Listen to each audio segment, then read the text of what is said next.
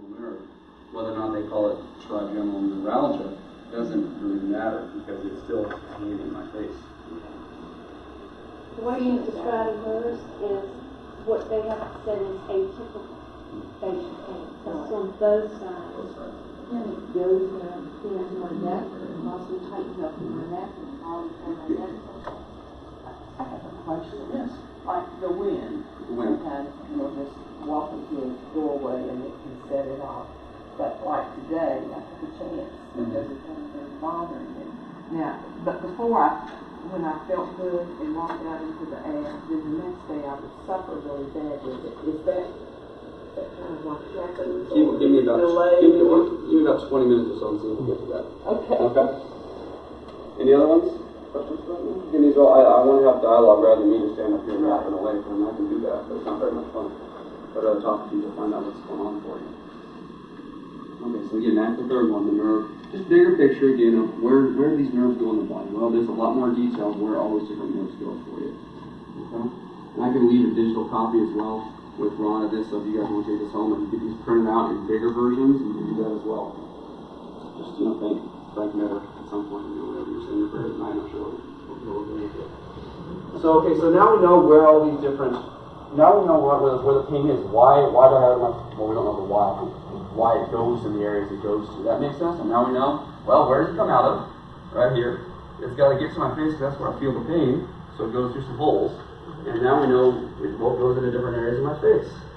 Well, that's nice, but what the heck's the problem then? Why am I fine and why are some of these people having these issues? Well, most theories about the cause of the pain of trigeminal neuralgia focus on the fact that that nerve is being irritated. Actually, it's not going to be 20 minutes, we're going to put it right now. The nerves the thing being that the nerves themselves are very, very delicate. Okay? That being said, it doesn't take much pressure or friction to damage that area. Alright, so this is a picture again of that nerve. It's like a frayed wire, it's a live wire area. Okay? Why is that? How do we know? A gentleman named Dr. Sue, and he worked at the University of Colorado. 1975. This isn't like breaking cutting-edge science. This is something that's been around since 1975. They've known this information about how nerves work. Okay? 1975, Dr. Sue. Experiment they did, and is anyone here a PETA member? We're talking just a little tiny bit about animal research. I'm just sharing with you. I wasn't actually on the report. But again, what Dr. Sue did is they took the biggest nerve in the human body. Again, nerves are everywhere in the body, and we'll get pictures of that later. But the biggest nerve in the human body, and mammals as well, is that sciatic nerve. And I have some trigeminal neuralgia patients that unfortunately have problems rather than just the skin. They got back pain that goes down the legs, all those other things. Sciatic nerve, big nerve, comes out right here, goes down the leg. What they did for this experiment is they took a rabbit and they put him to sleep, and they went and actually severed the nerve, they cut the nerve at the base of the foot where it ends, okay? And they just kind of pulled it off, but they kept it attached to the spine. So the rabbit's still alive, and the nerve is still attached to the spine. What they then did is they took a light bulb and essentially attached it to that nerve. What they found, they said that, nerves conduct information back and forth in the form of electricity. They said they put little voltmeters, little sensors on there. They said, okay, well, we can tell the nerves are conducting electricity, but are they really conducting electricity? So we think that's how they do it, but are we sure? They took the sciatic nerve, hooked it up to a light bulb, and I'll be darned if that light didn't actually come on. So now we know, well, hey, nerves actually conduct electricity. Okay? Well, they started doing some more experiments. And they said, well, let's start playing around here. Let's try and see, well, what can affect how well a nerve works. So they started putting just a little bit of pressure on that nerve. And the more and more pressure they put on the nerve, the more dim the light bulb actually became. What they found is that the weight of a feather, which equates to 10 millimeters of mercury, but the weight of a feather in your hand, that's how much pressure it took on that sciatic nerve of the rabbit to drop how bright that light bulb was by 50%. So the wind blowing up against it, when nerves, this big point why I have this here, nerves are very, very sensitive. They can be very, very sensitive. Okay? The weight of a feather cuts how well that nerve works by 50%. Good news being that it then took the weight off of that nerve and the light bulb came right back up. So what, again, it was done within a relatively short period of time, that nerve came back to full scale. Okay? Again, I'm bringing this up, well, we got to understand how the nerves actually work. So when damaged, those nerves transmit messages of pain back to the brain, where we actually feel what's going on. So although we actually have, we think the pain is in our face, we don't actually, we feel pain in our brain, which is the reason why whenever they do some of the surgeries and whatnot, when they're actually trying to cut some of the nerve, trying to, I guess, do it with glycerol, trying to numb some of that area, they're trying to block those pain messages from getting up to where it registers. The insult is still going on in those areas, you're still feeling it, but the message is getting blocked. So again, pain, although we feel it in our face, it actually registers up inside of our head.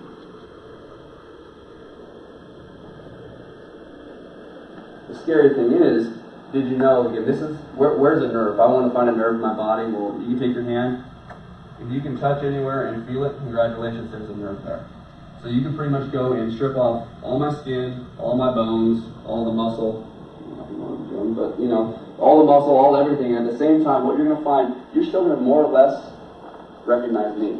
There are that many nerves in the human body. Okay? Scary thing being, only about 3% of those nerves actually are capable of transmitting messages of pain. The majority of the other ones go and they work on sensation, they work on telling the muscles to work, they go to our internal glands, our organs. Nerves don't just transmit pain, they don't just cause us to be sitting here in this room, they go everywhere in your body. So if only 3% of the nerves are capable of telling you I got a problem, it kind of brings up the idea of, well, when you go to the dentist and they say that you had a cavity. Oh, I've got a cavity. Well, how did you know that you actually had a cavity? You know, I had some pain, that's why I went to the dentist. Did that cavity appear overnight because you didn't brush your teeth one time? Most likely not. It's been a problem that's been going on for a long time till it finally hits that spillway on the dam where it breaks that threshold, and now it finally hits one of that 3% that finally registers. So I put this in there to show you, there are problems that are going on in our body all the time that if we truly just rely on pain to let us know how our body's working, there's a lot of stuff going on underneath the surface. Okay? So again, bigger picture, brain stems, nerves go out, we know where they go. Nerves are delicate. Well, what does a nerve actually look like? Because this also kind of helps explain why some people feel pain in certain areas, and other people might have the same nerve affected. And we said that there's that one nerve that goes to the middle of the face. Why is it that some people just get it down into the lip area, or some people have it up into, say, like the nose area, or down into the top of the lip rather than the side? Well, how is a nerve built? A nerve is just like a big piece of PVC. Imagine, take a piece of PVC and shove it full of a bunch of straws. If you were to take a nerve and cut it in half and just look down the diameter of it, it would look something like this. Okay? A nerve is a thousand bunches. Your trigeminal nerve is actually thousands of nerves shoved together into a big sheath, and they call it the trigeminal nerve. It's not just one nerve that goes there, it's thousands upon thousands of little branches that all come together and become a nerve. And every nerve in the human body is built this way. Just not only just the ones on my face, but the ones that let me do this, the ones that control the sensations anywhere in my body. All nerves are built just like this. Okay? The problem is that those nerves, even though you and I are more or less the same, our nerves are built up slightly different. My straws on the inside of that PVC are rearranged a little bit differently than yours. Okay? They're still more or less going to the same area, but they're arranged in different nerves. So if you look at me, you can find my trigeminal nerve. My trigeminal nerve looks just like yours in that one area. Okay? Right at the base of the brain, so where it comes out, they can see a big tube coming off. It's my trigeminal nerve. They can do the same.